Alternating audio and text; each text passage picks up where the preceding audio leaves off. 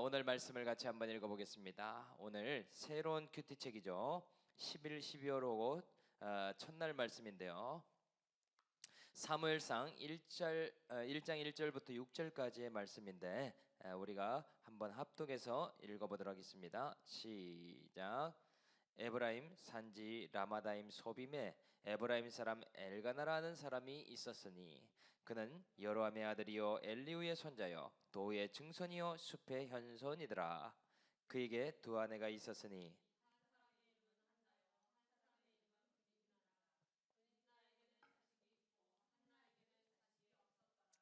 이 사람이 매년 자기 성읍에서 나와서 실로에 올라가서 만군의 여호와께 예배하며 제사를 드렸는데 엘리의 두 아들 홈니와 비나스가 여호와의 제사장으로 거기에 있었더라.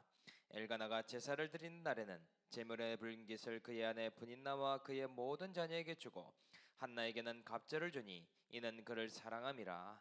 그러나 여호와께서 그에게 임신하지 못하게 하시니 여호와께서 그에게 임신하지 못하게 하심으로 그의 적수인 브닌나가 그를 심히 격분하게 하여 괴롭게 하더라. 아멘. 오늘 말씀 제목은요, 현재의 고난은 하나님께서 가까이 부르시는 콜링입니다 라는 제목으로 말씀을 나누도록 하겠습니다. 요즘 제 말이 빠르다고 해서요, 오늘은 시작을 천천히 해보겠습니다. 여러분, 물고기 생선 중에서요 성격이 급한 물고기가 몇 종류가 있다고 합니다. 그 중에 대표적인 것이 바로 고등어죠. 그래서 다른 것들은 다 회가 있는데요, 고등어나 밴댕이 같은 종류는 회로 처먹기가 참 어렵다라고 이야기를 합니다. 그래서 이 수산업에 종사하시는 분들이요, 이것이 고민이었다고 해요. 활러의 생명은 싱싱함인데 장거리까지 배달을 어떻게 할 수 있을까? 그래서요, 어류가 죽기도 하고요, 또 서로 부딪혀서 비늘이 다 벗겨지는 일들이 있기도 합니다. 또 맥이 빠져서 뒤집혀 있거나 아니면 도로 주행의 진동 때문에 거의 기절 상태에 횟집에 도착하는 일이 많이 있더라. 그래서 이 생선을 살리기 위해서요, 주로 쓰던 방법과 최근에 새로 생긴 방법이 있다고 합니다. 주로 썼던 방법은요, 천적을 넣는 것이죠. 특히 오징어나 문어, 낙지에게 가장 효과적인 방법이 이 천적이라고 합니다. 천적을 넣으면은요, 안 잡혀 먹으려고 하도 도망을 치다 보니까요, 정신을 차리게 되더라. 그래서 횟집까지 도망치다가 도착을 하게 된다고 해요. 그러니 신선한 상태로 도착할 수 있는 것이죠. 그리고 요즘 새로 나온 방법이 있는데요, 침을 놓아서 잠깐 기절시키는 방법을 많이 쓴다고 합니다. 특히 고등어는 잡히면 1시간 이내로 죽는데요, 요즘은 이 침을 놓는 방법으로 고등어도 회로 먹을 수 있게 되었다라고 이야기를 합니다. 그래서 침을 놓고 기절시킨 다음에 깨어날 때쯤 도착하게 하더라. 여러분, 이 물고기 하나를 살려서 오는데도 많은 고민과 다양한 방법을 사용하게 되죠. 그런데 하나님도 마찬가지지 않겠습니까? 사랑하는 자녀를 천국까지 살아 돌아오게 하기 위해서요, 천적을 주신다면 얼마나 놀라운 방법이겠습니까? 사랑하는 영혼마다 충격요법으로 침을 놓듯이 고난에 충격을 주신다면 이 또한 얼마나 신기한 이야기인가. 오늘 그래서요, 목장의 아이스 브레이킹 나눔으로요, 나의 천적은 누구인가, 또는 내가 받고 있는 충격요법은 무엇인가, 이것을 한번 나눠보도록 하겠습니다. 그런데 오늘 본문에 나오는 구속사의 주인공도 마찬가지죠. 물고기 한 마리보다 훨씬 귀한 것이 바로 하나님이 사랑하는 한 사람이잖아요. 그래서 하나님께서 천국까지 믿음의 훈련을 잘 받다가 안전하게 오기를 원하시는데 어떤 방법을 사용하시는가? 오늘 그것이 너무나 궁금하다라는 것이죠. 그래서 하나님께서 사랑하는 자를 어떻게 부르시고 신앙의 신선함을 유지하도록 인도하시는가? 이 방법에 대해서 두 가지로 살펴보도록 하겠습니다. 먼저 첫째는요, 사랑하는 자를 천적과 자녀 고난을 통해서 불러내신다. 2절 말씀을 같이 한번 읽어보도록 하겠습니다. 2절 시작. 그에게 두 아내가 있었으니 한 사람의 이름은 한나요, 한 사람의 이름은 브닛나라. 브닛나에게는 자식이 있고 한나에게는 자식이 없었더라. 아멘. 여러분, 우리가 잘 아는 이야기가 오늘 나오고 있죠. 바로 한나와 브닛나의 이야기입니다. 에브라임 사람 엘가나라는 사람에게는 두 아내가 있었다고 하죠. 그래서 그 사람이 바로 한나와 브닛나가 아닙니까? 그런데요, 어쩌면 하늘도 이렇게 무심하실까 싶을 정도로 너무나도 비교가 되는 그런 상태에 있음을 알 수 있습니다. 아무도 의도한 바가 없고요, 누구나 당연한 것으로 여기는 자녀들을 보는데 이 한쪽은 자녀가 많고 한쪽은 한 명도 없는 그런 상황에 놓여 있더라. 그러니요, 가족들끼리 있지만 자연스럽게 비교가 될 수밖에 없는 구도가 아니겠습니까? 누가 비교를 하라고 해서 하는 것도 아니고 그냥 존재적인 비교 가운데에 놓여 있더라. 그래서요, 구체적인 사건이 생기죠. 어떤 일이 있었는가? 4절 5절을 우리가 한번 읽어보도록 하겠습니다. 시작. 엘가나가 제사를 드리는 날에는 제물의 분깃을 그의 아내 브닛나와 그의 모든 자녀에게 주고 한나에게는 갑절을 주니 이는 그를 사랑함이라. 아멘. 그러니까요, 공교롭게도 이 두 여인이 제일 비교가 되는 때가요, 바로 예배를 드릴 때더라라는 것이죠.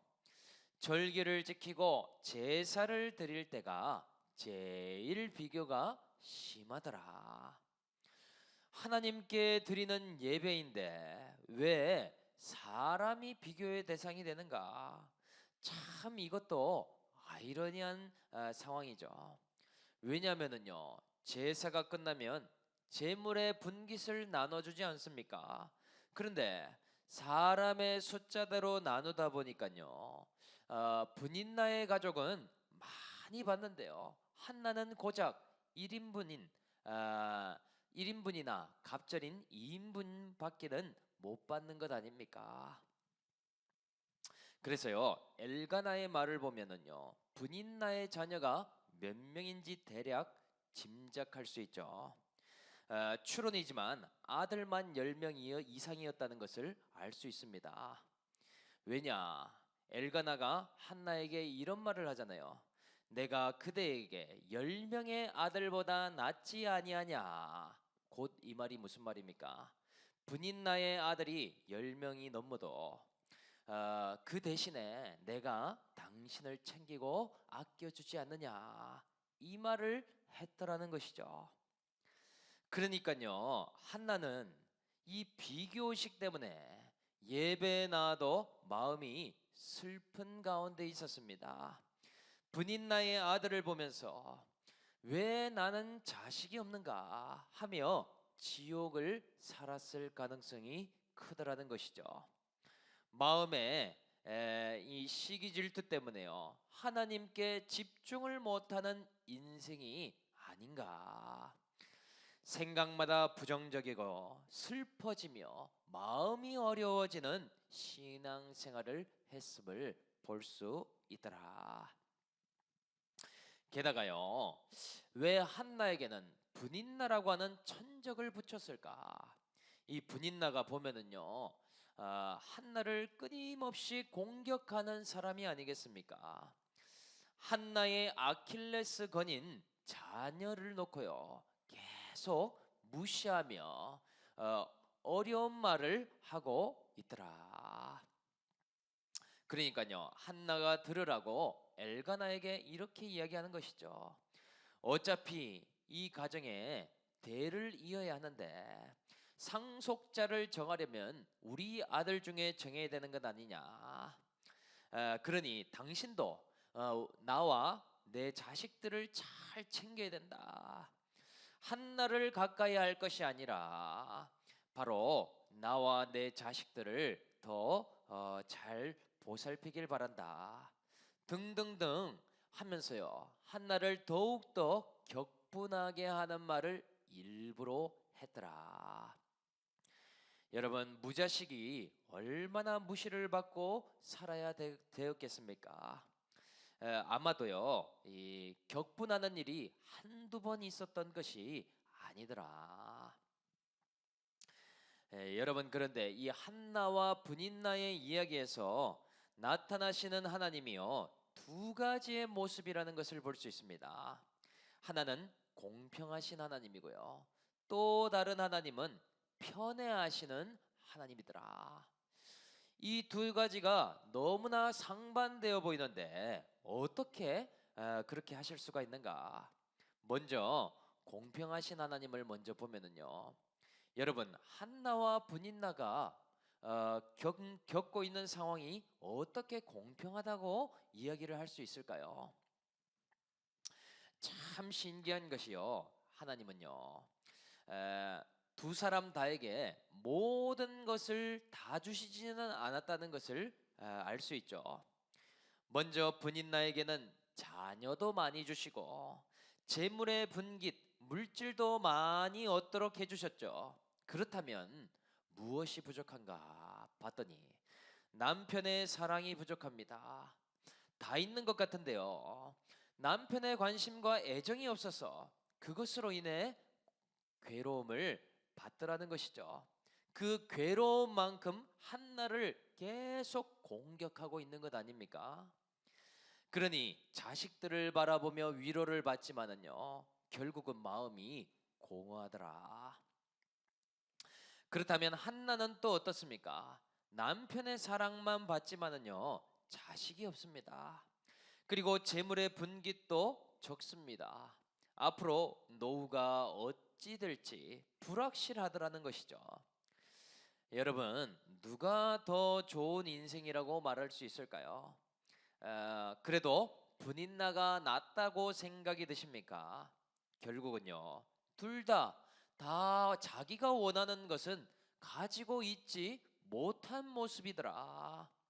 그런데 고난도 비교하고 축복도 비교하고 서로 시기 질투하며 싸우기만 한다면 얼마나 안타까운 일이겠습니까? 결국요, 내가 얻지 못한 그 한 가지 때문에 지옥을 살게 되는 것은 매한 가지가 아니겠는가? 그런데 여기에서 나타난 또 다른 하나님이요, 바로 편애하시는 하나님입니다. 여러분이 한나의 입장이라면 하나님이 공평하다고 느껴지겠습니까? 안 느껴지겠죠. 분인나에게는 자식을 줬는데 왜 저에게는 안 주십니까?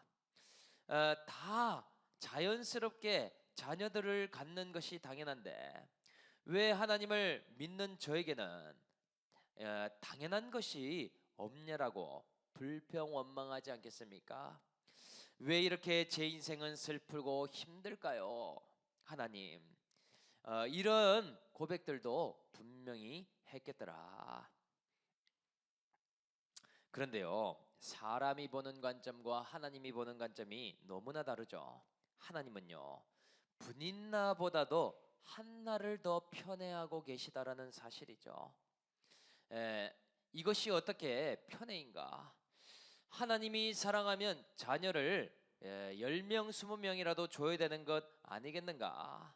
하나님이 사랑하시면 분인나와 같은 천적 자체가 없어야 되는 것 아닌가? 우리는 이런 생각을 하지 않습니까?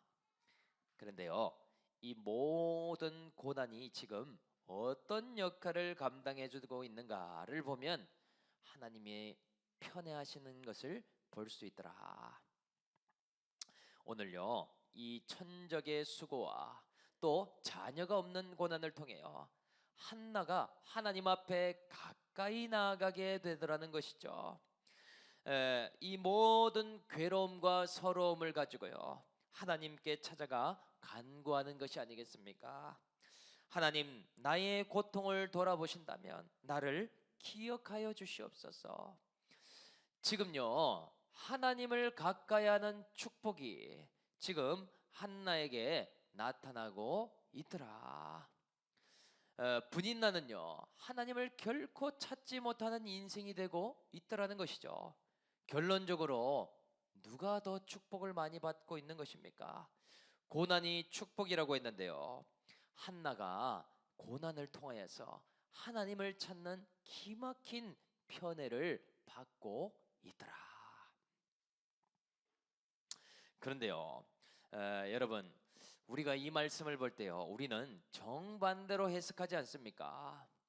이 말씀을 적용해 보면은요, 일단은 남과 비교하는 것이 두 가지가 있습니다. 먼저는 고난을 비교하죠. 저 사람의 고난이 더 큰지 아니면 내 고난이 큰지. 그런데 각자 알맞게 주실 것은 주시고 안 주실 것은 안 주셨는데요, 내가 원하는 것이 저 사람에게 있으니까요, 내 인생은 어찌된 일인가? 그리고 내 고난이 더 커 보이니까요, 나는 왜 이렇게 힘든가? 여기에 함몰되어서요, 엉뚱한 그런 불평에 빠지게 된다. 여러분, 군대도요, 자기가 다녀온 군대가 제일 힘들다고 말하지 않습니까? 고난도요, 내가 당하는 고난이 1인칭이기 때문에 제일 힘들다라고 생각할 가능성이 크더라. 그런데 결코 그렇지 않죠. 모두가 절대치의 고난으로 하나님 앞에 훈련받는 것 뿐이더라. 그리고 또 무엇을 비교합니까? 이번에는요, 축복을 비교합니다. 저 사람의 자녀들은 얼마나 성공했나? 저 사람은 물질이 얼마나 풍족한가? 외모와 건강은 어떻고? 그리고요, 뭐 차는 무엇을 타고 다니고, 백은 또 얼마나 명품을 갖고 있는가? 등등등등을 비교하게 됩니다. 그런데 축복을 비교했는데 믿음을 가진 내가 더 적다. 그러면은요, 바로 자기 연민과 실족으로 이어질 수 있게 된다라는 것이죠. 여러분, 아닙니다. 오늘부터요, 남과는 아무것도 비교하지 마십시오. A가 있는 사람은 B가 없습니다. B가 있는 사람은요, 또 A가 없다라는 사실이죠. 또 내가 원하는 C를 가진 사람은요, 그 사람은 A를 간절히 원하고 있는데 A가 없을 수 있더라. 다만 우리가 봐야 되는 것은요, 내 인생에 있어야 할 것이 없다면, 하나님이 그것을 주시지 않고 계신다면 나를 가까이 부르고 계시구나, 하나님이 나를 콜링하고 계시구나, 이 메시지를 찰떡같이 알아들어야 된다라는 것이죠. 그래서요, 우리는요, 인간적으로 해석하고 사람을 주목해서 갈 것이 아니라 영적으로 하나님의 섭리를 해석해 봐야 되겠다. 늘 근심했다가 걱정했다가 염려했다가 불안했다가 이렇게요, 인생을 참 힘들게만 살고 있지 않은가 돌아봐야 된다는 것이죠. 그래서 우리는 해석을 달리해야 됩니다.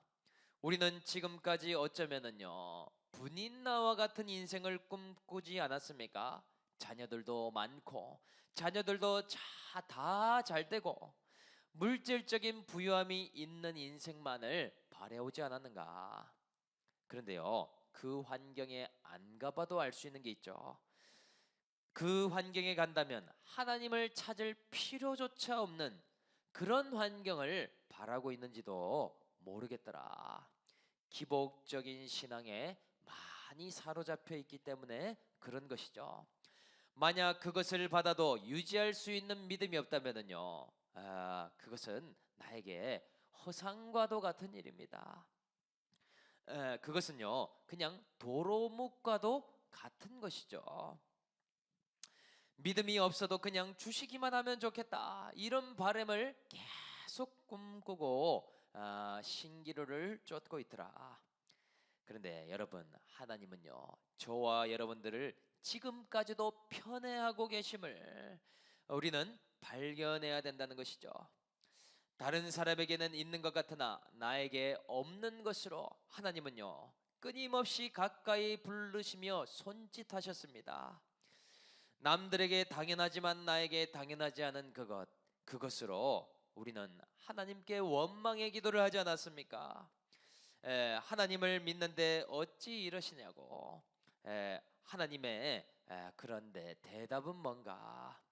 내가 너를 많이 사랑하고 내가 너를 천국까지 안전하게 인도하기를 원한다.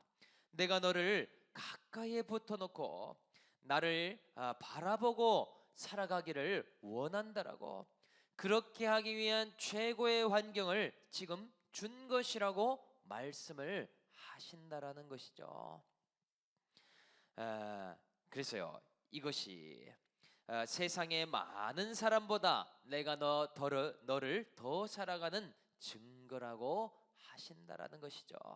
얼마나 고정관념을 깨뜨리는 응답이겠습니까? 하나님은요 물질을 덜 주시거나 안 주실 수도 있습니다. 자녀들의 성공이 없을 수도 있고요. 또 관계에서도 고독과 그런 외로움이 있을 수도 있겠더라. 무엇 때문에 그렇습니까?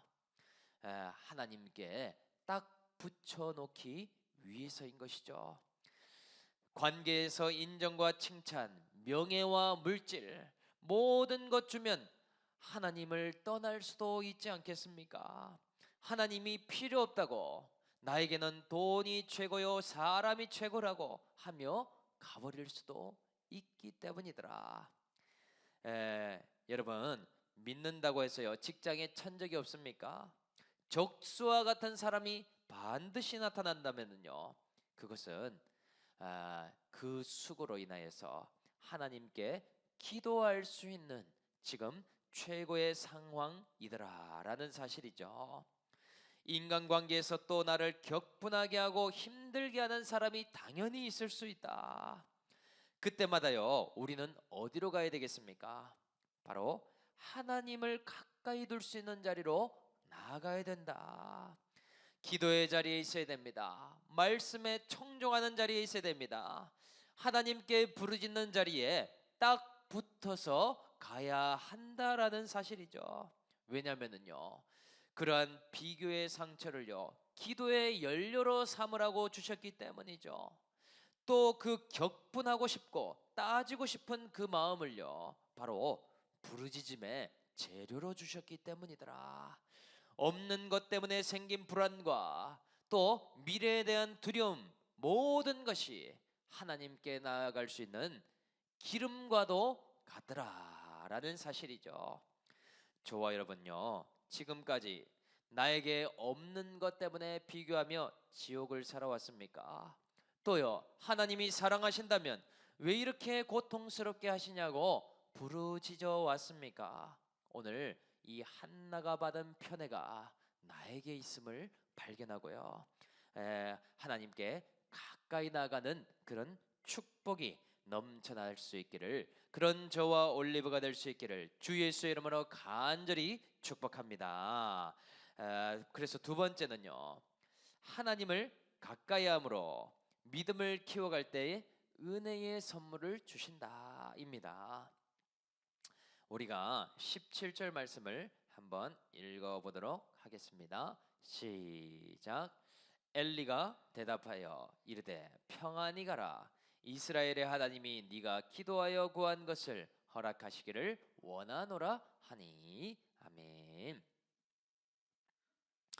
한나가요 괴로움을 가지고 하나님께 기도의 씨름을 시작했습니다.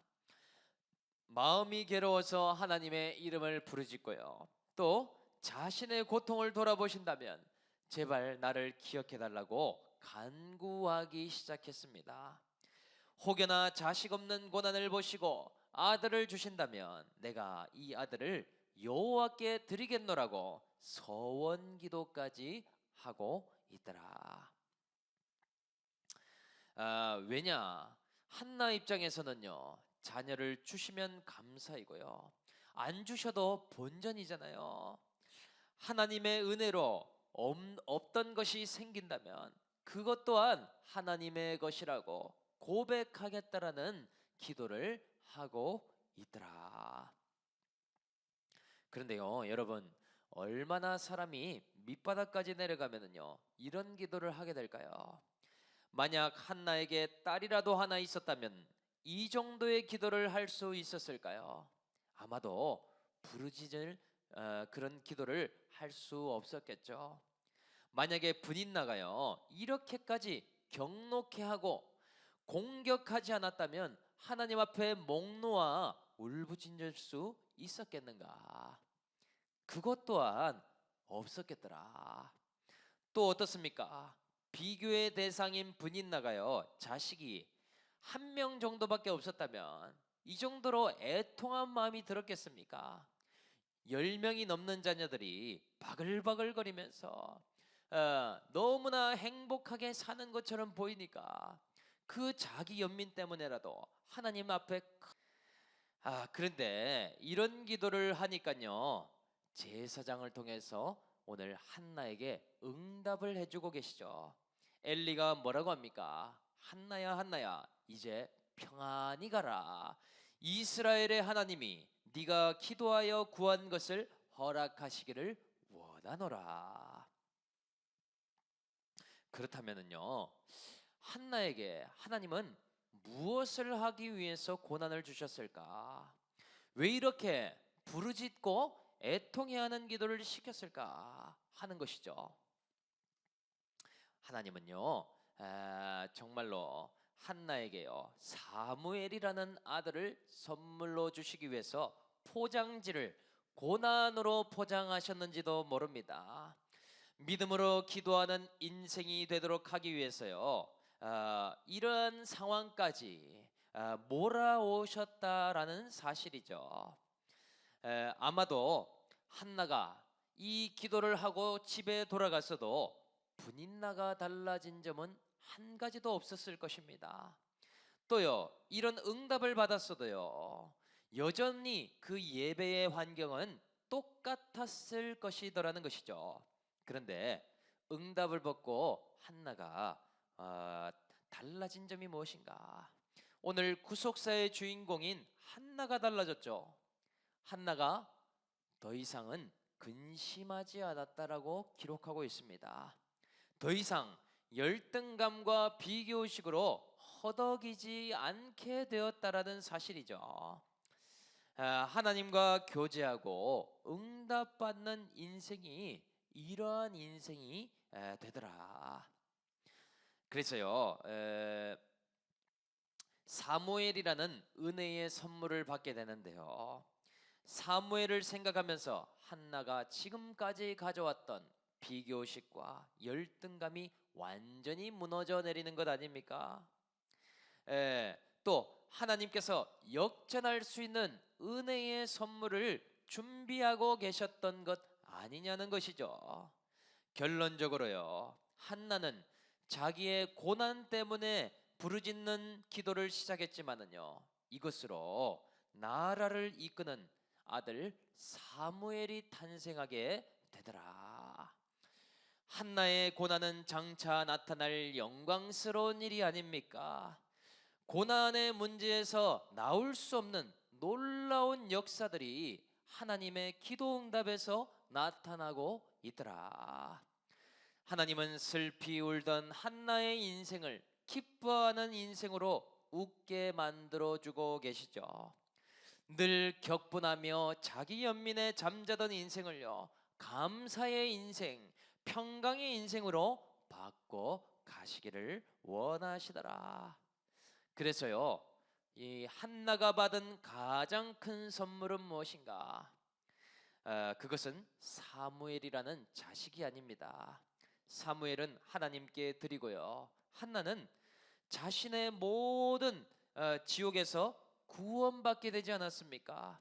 스스로 홀로 있어도 천국을 누릴 수 있는 심령을 선물로 받게 되었더라. 그래서 오늘 본문에요, 뭐라고 기록되어 있는지 아십니까? 돌아가서 먹고 얼굴에 다시는 근심하지 아니하니라. 하나는요, 일상을 잘 살지 못하고요, 잘 먹지도 잘 자지도 못하는 인생이었습니다. 늘 비교식 때문에 예배 가운데도 지옥을 살던 자였다는 것이죠. 얼굴에는 근심이 가득하고 마음에는 불안감이 엄습한 인생이었지만 하나님은요, 이 모든 것에서 구원해 가시더라. 그래서 이 말씀을 적용한다면요, 우리는 이런 말씀을 듣고, 그래, 나도 하나님께서 정말 대박과 같은 선물을 주시면 좋겠다. 자녀가 대박이 터지고 나의 서러움을 씻겨줄 만한 큰 한방의 선물, 이러한 것을 기대할 수 있지 않습니까? 그런데요, 여러분, 하나님을 가까이 하면 어떤 복의 선물을 주시는지 아십니까? 지금까지 받은 무시와 서러움을 씻을 그런 보상이 아니죠. 세상적인 축복으로 나를 보상해 줄 것을 말씀하고 있지 않습니다. 하나님이 주시는 최고의 선물은요, 다른 것이 아니라 하나님을 가까이 하는 복과 동시에요, 나의 모든 지옥에서 건짐을 받는 구원의 복을 받게 되더라. 그래서 고난이 축복이라는 말을 다시 해석해 보면요, 하나님을 가까이 하는 복의 근원이 되는 것, 이것을 의미하더라. 만약 어떤 축복을 주셨더라도요, 하나님과 멀어지면 그것은요, 무효와도 같은 것 아닙니까? 완전히 꽝과 같은 것이더라. 그래서요, 하나님을 가까이 할 때마다요, 우리에게 은혜를 주시는데 어떤 은혜를 주시는가? 덤으로 주시는 은혜가 있습니다. 하나님을 찾으며 나아가는 자에게요, 비교 의식에서 탈출할 수 있는 은혜를 주신다라는 것이죠. 이것이 바로 하나님을 가까이 하고 있는 반증이더라. 지금까지 받아왔던 차별과 비교, 무시의 상처에서 건짐을 받게 됩니다. 퍽하면 화가 났고요, 까딱하면 근심과 우울에 빠졌습니다. 그런데요, 하나님을 찾고 구하는 자에게는 마음의 평강이 점진적으로 내 마음을 점령하기 시작하더라. 하나님을 부르짖으며 가는 자에게 무슨 복을 주시나 봤더니요, 하나님의 뜻과 섭리를 발견하게 하심으로 천국을 누리게 하시더라. 지금까지 잠도 잘 못 잔 사람도 잠을 잘 자게 하십니다. 지금까지 사람들과 관계에서 밥도 잘 못 먹던 사람이요, 밥을 잘 먹게 하신다라는 것이죠. 늘 격분 가운데 살며 두려움 가운데 살았지만은요, 이제는 자유함으로 감사와 기쁨으로 그 마음을 변화시켜 주시더라. 이 모든 것이 하나님을 가까이 할 때 덤으로 주시는 은혜라는 사실이죠. 그래서요, 내가 지금 하나님과 가까운가 안 가까운가를 어떻게 아시는지 아십니까? 하나님과 가깝지 않으면은요 자꾸만 환경에다가 탓을 두면서요 그 근심을 계속 싸매는 모양으로 가게 됩니다. 이 환경 때문에 나는 이럴 수밖에 없어. 이러한 사람 때문에 나는 어려울 수밖에 없어. 그런데요 오늘 한나를 보셨죠? 하나님과 가까운 사람은요 환경이 상관이 없게 됩니다. 환경이 여전해도요 내가 가까우면 그 환경을 뛰어넘는 평강을 주신다라는 것이죠. 내 옆에 분인나가 있어도요 하나님으로 인해서 내 마음이 일상을 잘 누리게 된다라는 사실이더라. 하나님과 멀어질 때 나타나는 증상이 근심입니다. 하나님과 떨어져 있을 때 나타나는 것이 환경을 탓하는 것입니다. 하나님은요 결코 환경 때문에 그렇다라고 말씀하지 않으신다는 것이죠. 그래서요 하나님은 부르짖는 자에게 오늘도 덤과 같은 은혜를 주고 계십니다. 기도하는 자의 기도를요 반드시 기억하신다는 것이죠. 하나님을 가까이 하는 것을 혹시나 잃어버리고 살아가고 있지 않은가? 여러분 고난 가운데서도 하나님을 탓하며 멀리하고 있지 않은가? 우리는 거꾸로 적용하는 것을 이제는 벗어 버려야 되겠더라. 지금까지도 하나님은 나를 편애하셨고 지금까지도 나를 가까이 두시려고 많은 노력을 하셨음을 깨달아야 되겠더라. 나를 지극히 사랑하시기 때문에요 고난과 천적을 사용할 수밖에 없는 그런 피치 못할 사정이 계셨더라. 나를 지옥에서 구원하시며 모든 비교 차별 무의시에서 건지고자 하는 놀라운 계획 가운데 지금도 있다라는 것이죠. 그래서 오늘 이 말씀으로 제 이야기를 하고 말씀을 마무리하려고 하는데요. 저는 참 한나와 같은 목회를 하고 있구나 이 말씀을 보면서 해석하게 됐습니다. 자녀가 없는 고난처럼 저는 영적 자녀를 낳지 못하는 그런 상태에 있구나. 그런데요 이 가운데서도 저를 편애하시고 사랑하고 계시구나. 이 목회가 안 되면은요 하나님이 나를 정말 떠나시고 버리셔서 이러한 일이 있겠구나 하며 목회를 접을 수도 있지 않겠습니까? 그런데 참 이 한나의 말씀으로요 지금의 환경을 해석하게 되었습니다. 하나님께 가까이 두심으로 나를 먼저 천국을 살게 만드시려고 그런 믿음의 분량으로 키워가시기 위한 최고의 환경임을 말씀해 주시더라. 그러면서요 제가 예전에 했던 기도를 생각나게 하셨습니다. 예전에 처음 세비교회 왔을 때 본당에 앉아서 이런 기도를 했습니다. 하나님 성도가 적어도 괜찮습니다. 예배당이 크지 않아도 괜찮습니다. 하나님과 1대1로 교제하며 목회의 길을 즐겁게 걸어갈 수 있도록 해주세요. 제가 새벽에 기도하는데요 이 기도를 생각나게 하시더라고요. 저는 그랬어요. 요즘 그 어느 때보다도 기쁘고 감사한 것 같아요. 환경이 부유하거나 환경이 대단해서가 아니라 이런 하나님의 사랑과 섭리를 깨닫게 되었기 때문이죠. 지금이 바로 하나님의 선물이시구나. 하나님과 가까이하며 천국을 누릴 복으로 오늘도 이 하나님 나라를 향해서 달려갈 수 있겠구나. 그 어느 때보다도 요즘 잘 자고 잘 먹고 즐겁게 지내니 이것이 천국이로구나. 저와 여러분들도요 오늘 이 하나님의 뜻을 발견한다면요 그가 돌아가서 먹고 자고 근심하지 않더라.